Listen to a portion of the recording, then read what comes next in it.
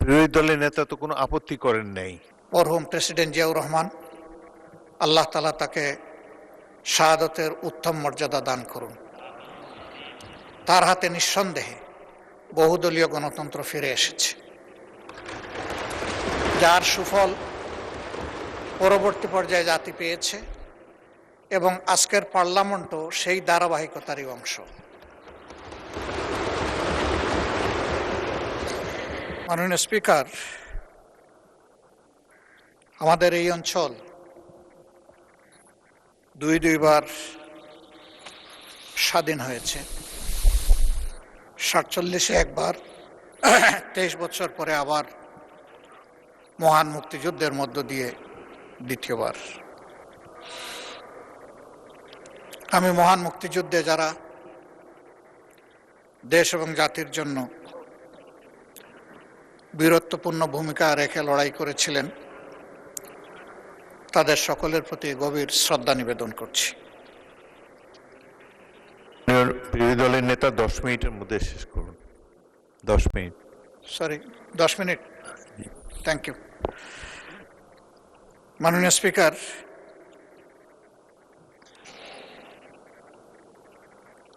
এই সময় যে রক্তক্ষয়ী যুদ্ধ হয়েছে, এই যুদ্ধে যারা নেতৃত্ব দিয়েছিলেন তাদের অনেকেই দুনিয়া ছেড়ে চলে গেছে।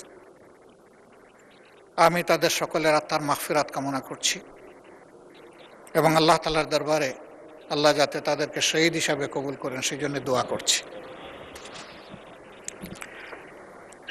দেশ স্বাধীন হয়েছে, বুক ভরা আশা নিয়ে মানুষ চেয়েছিল যে এই দেশটা একটা মানবিক দেশ হবে, সমাজের সর্বক্ষেত্রে ন্যায় বিচার সুপ্রতিষ্ঠিত হবে এবং মানুষ শান্তিতে বসবাস করতে পারবে। কিন্তু স্বাধীনতার পরে অনেকটা হয়েছিল তার পুরোটাই উল্টা। মানুষের ম্যান্ডেটকে অস্বীকার করার কারণে যে যুদ্ধটি অনিবার্য হয়ে উঠেছিল, জনগণের রায়কে সম্মান দেখাতে ব্যর্থ হওয়ার কারণে বেদনার সাথে জাতি লক্ষ্য করল দেশের শাসক এবং শাসকেরা সেটাই ভুলে গেলেন। তাদের শাসন ক্ষমতার এক পর্যায়ে এসে বহুদলীয় গণতন্ত্রকে হত্যা করে তারা একদলীয় বাকশাল কায়েম করলেন।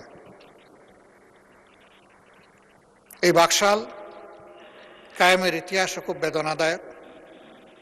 সংসদে আমি জানি না 73-এর যে সংসদ গঠিত হয়েছিল, আজকের এই সংসদে সেই রকম কোনো সদস্য উপস্থিত আছেন কিনা আমার ধারণা নেই। এই সংসদ মাত্র 7 মিনিট আলোচনা করে বহুদলীয় গণতন্ত্রকে হত্যা করেছিল এবং একদলীয় বাকশালের জন্ম দিয়েছিল। এর মধ্য দিয়ে দেশের তখনকার বিদ্যমান সবগুলা রাজনৈতিক দলকে নিষিদ্ধ ঘোষণা করা হয়েছিল। এমনকি আওয়ামী লীগ এতটা বেপরোয়া হয়েছিল যে আওয়ামী লীগ নামে তারা নির্বাচন করে 70 এবং 73 সালে ক্ষমতায় আসলো, তারা স্বয়ং আওয়ামী লীগকেও নিষিদ্ধ ঘোষণা করল। 75-এর পট পরিবর্তনের পর ক্ষমতার ধারাবাহিকতায়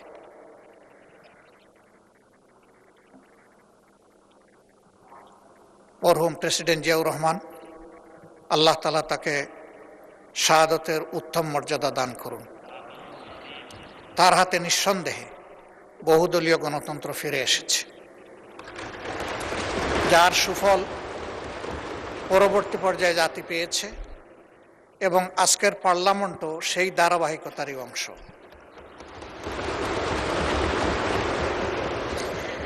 তিনি জনগণের মনের ভাষা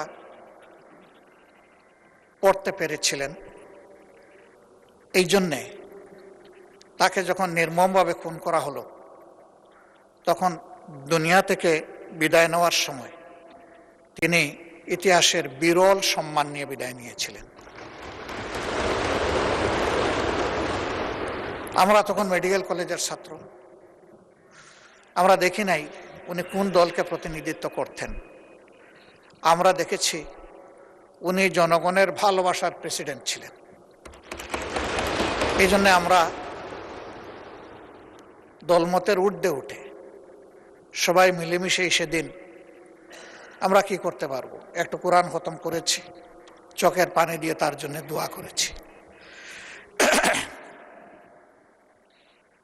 এরপরে তার ইন্তেকালের পরে বাংলাদেশ আবার অস্থিরতার মধ্যে ঢুকে এবং ক্রমান্বয়ে সেই অস্থিরতার মধ্যে দিয়ে জাতি চলছে। আমরা এসে বর্তমান সময়ে উপনীত হয়েছি। এই বিলে প্রস্তাবনা করা হয়েছে যে জিনিসটা স্বাধীনতার পরে তখনকার শাসকও আনেন নাই,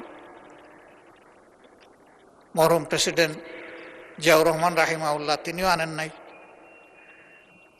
তিনবারের অতি সম্মানীয় প্রধানমন্ত্রী তিনিও আনেন নাই।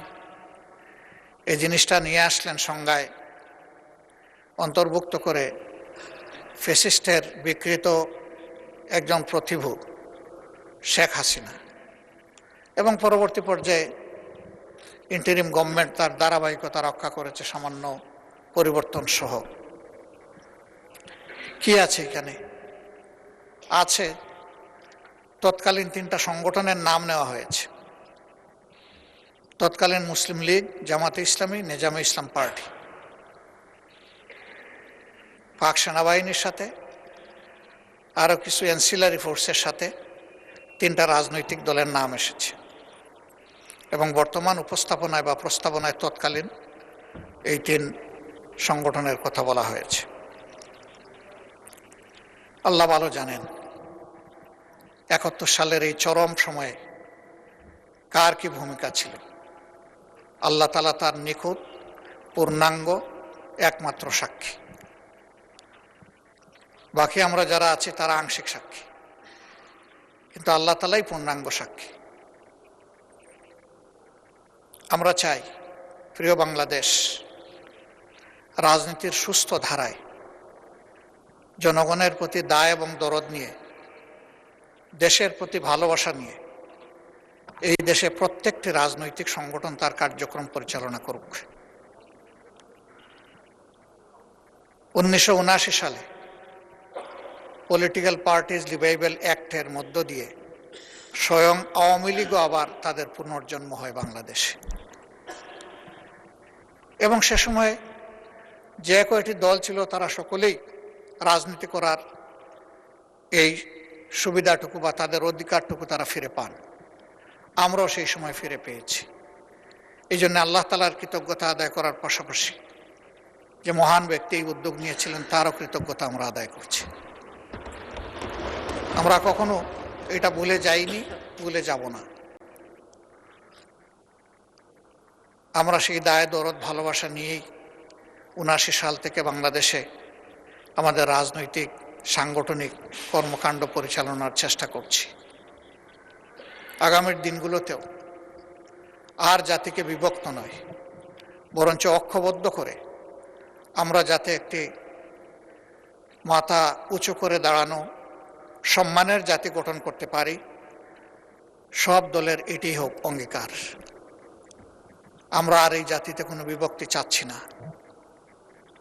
আজকে এই বিল মহান সংসদে এসেছে। এই কয়টি সংক্ষিপ্ত কথা বলে আমি পরম সম্মানিত এই মহান সংসদের উপর এর ভার ন্যস্ত করে আমার কথা আমি এখানেই শেষ করছি। ধন্যবাদ মাননীয় স্পিকার, আমাকে সময় দেওয়ার জন্য। 2 মিনিট সময় আমি কম নিয়েছি। ধন্যবাদ মাননীয় বিরোধী দলের নেতা। জাতীয় মুক্তিযোদ্ধা কাউন্সিল বিল সম্পর্কে জাতীয় নাগরিক পার্টি এনসিপি তাদের কোনো আপত্তি নেই। এই বিষয়টি সংসদে নজরে আনার জন্য তারা লিখিতভাবে আমার অনুরোধ করেছে। এখন আমি মুক্তিযুদ্ধ বিষয়ক মাননীয় মন্ত্রীর যে অবিলম্বে বিবেচনার জন্য প্রস্তাব করেছেন এই সম্পর্কে আমি ভোটে দিচ্ছি। সংসদের সামনে প্রশ্ন হচ্ছে, সংসদে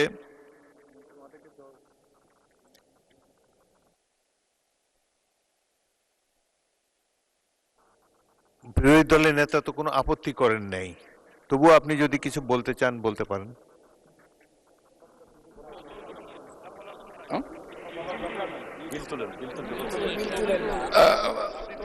মাননীয় স্পিকার, আমাকে এই সংসদে বা এই মহান সংসদে এই উত্থাপিত আকারে বিলটি তুলবার জন্য আপনার কাছে অনুমতি প্রার্থনা করছি।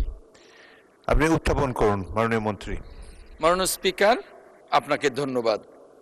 আমি আহমেদ আজম খান, মন্ত্রী মুক্তিযুদ্ধ বিষয়ক মন্ত্রণালয়, প্রস্তাব করছি যে জাতীয় মুক্তিযোদ্ধা কাউন্সিল আইন 2022 খ্রিস্টাব্দের 15 নং আইন সংশোধন পূর্বক যুগ উপযোগী করিয়া জাতীয় মুক্তিযোদ্ধা কাউন্সিল সংশোধন আইন 2026 প্রণয়নকল্পে একটি বিল, জাতীয় মুক্তিযোদ্ধা কাউন্সিল সংশোধিত বিল 2026 মহান সংসদে উত্থাপিত আকারে এই মহান সংসদে পাশ করা হোক। মাননীয় স্পিকার, আপনাকে ধন্যবাদ। অবিলম্বে উত্থাপনের জন্য। মাননীয় স্পিকার, আমি আহমেদ আজম খান, মন্ত্রী মুক্তিযুদ্ধ বিষয়ক মন্ত্রণালয়, প্রস্তাব করছি যে জাতীয় মুক্তিযোদ্ধা কাউন্সিল আইন 2022 খ্রিস্টাব্দের 15 নং আইন সংশোধন পূর্বক যুগ উপযোগী করিয়া জাতীয় মুক্তিযোদ্ধা কাউন্সিল সংশোধন আইন 2026 প্রণয়নকল্পে আনিত একটি বিল, জাতীয় মুক্তিযোদ্ধা কাউন্সিল সংশোধন বিল 2026 অবিলম্বে বিবেচনার জন্য গ্রহণ করা হোক। মাননীয় স্পিকার, আপনাকে ধন্যবাদ। সংসদের সামনে প্রশ্ন হচ্ছে, সংসদে উত্থাপিত আকারে জাতীয় মুক্তিযোদ্ধা কাউন্সিল সংশোধন বিল 2026 অবিলম্বে বিবেচনার জন্য গ্রহণ করা হোক। যারা এই প্রস্তাবের পক্ষে আছেন তারা হ্যাঁ বলুন, যারা এই প্রস্তাবের বিপক্ষে আছেন তারা না বলুন। আমার মনে হয় হ্যাঁ জয়যুক্ত হয়েছে, হ্যাঁ জয়যুক্ত হয়েছে, হ্যাঁ জয়যুক্ত হয়েছে। অতএব সংসদে উত্থাপিত আকারে জাতীয় মুক্তিযোদ্ধা কাউন্সিল বিল 2026 সংশোধন বিল 2026 অবিলম্বে বিবেচনার জন্য গৃহীত হল। মাননীয় সদস্যবৃন্দ, বিলটির উপর দফাওয়ারি কোনো সংশোধনী নেই। আমি এখন বিলের দফাগুলো সংসদের সামনে পেশ করছি।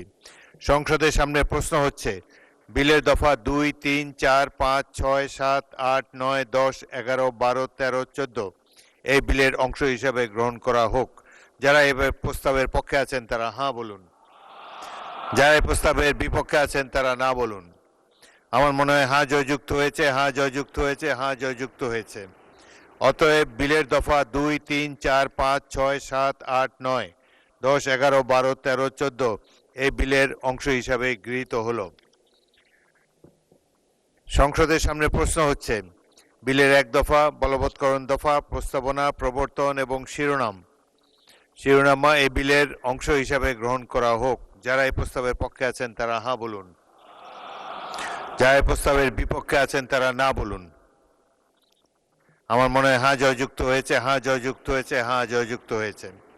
অতএব বিলের 1 দফা, বলবৎকরণ দফা, প্রস্তাবনা, প্রবর্তন এবং শিরোনামা এই বিলের অংশ হিসাবে গৃহীত হলো।